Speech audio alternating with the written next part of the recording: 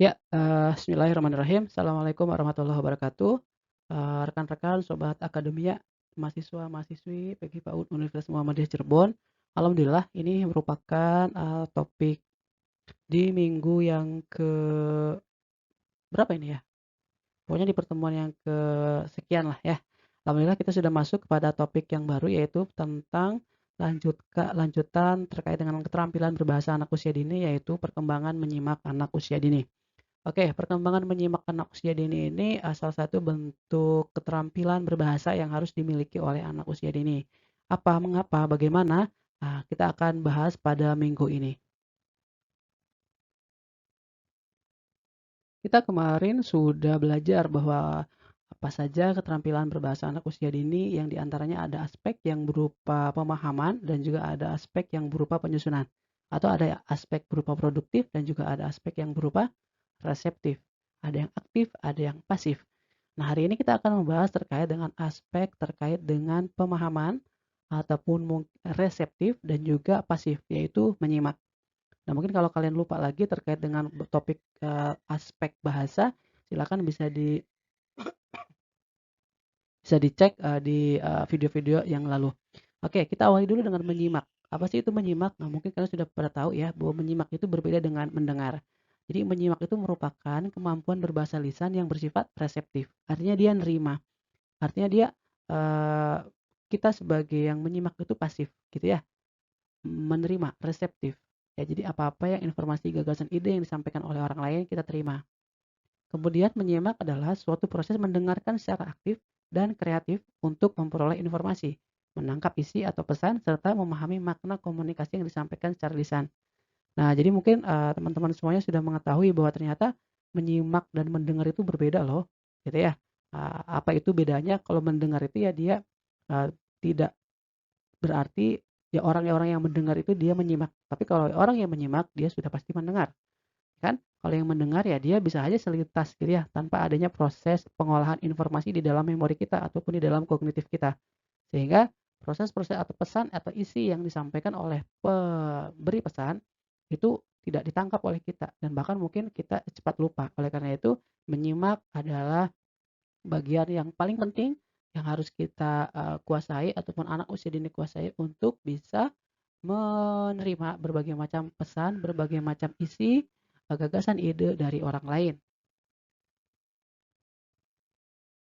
Nah, kemudian menyimak juga dia punya peranan penting dalam kehidupan manusia, ya, khususnya kepada anak usia dini. Karena memang dari kegiatan menyimak, anak-anak usia dini itu dia sudah mulai eee, mengenal alam, mengenal lingkungan, mengenal siapa pembicaranya, kemudian juga mengenal terkait dengan mungkin ya bunyi-bunyi suatu kosakata atau mungkin benda, pengucapannya seperti apa.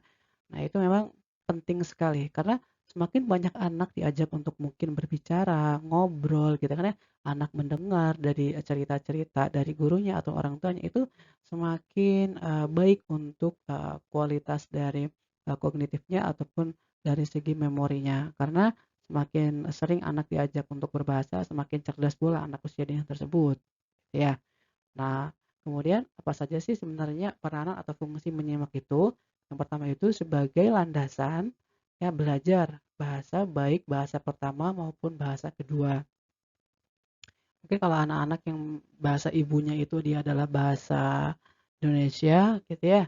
Ya berarti dia pada saat berproduktif pun kemungkinan besar adalah bahasa Indonesia untuk berbicaranya. Tapi kalau ada yang mungkin bahasa ibunya adalah bahasa Sunda, bahasa Jawa gitu ya, ya itu pun sama. Ya, jadi bagaimana menyimak itu yang sehari-hari dia dapatkan, maka pada saat aspek produktifnya pun dia akan berbahasa seperti itu. Ya, jadi sebagai dasar pengembangan kemampuan bahasa tulis, jelas ya. Jadi sebelum membaca dan juga menulis, anak-anak yang paling pertama adalah harus bisa dulu menyimak, gitu ya, mendengarkan bagaimana orang tua itu berbicara, kemudian cara pengucapannya bagaimana, itu yang harus pertama kali dikuasai.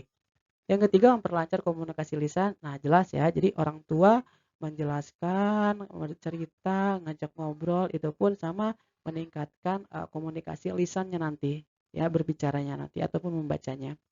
menambah informasi dan pengetahuan. Oke, jadi karena bahasa tujuannya adalah untuk, informatif, bersifat atau memiliki peran informatif, maka ini pun, menyimak pun salah satu pintu masuk gitu ya, bagi dari seorang anak usia ini untuk, menerima atau mengetahui berbagai macam hal, pengetahuan atau mungkin juga, informasi atau pengalaman-pengalaman yang ada di lingkungan sekitar anak.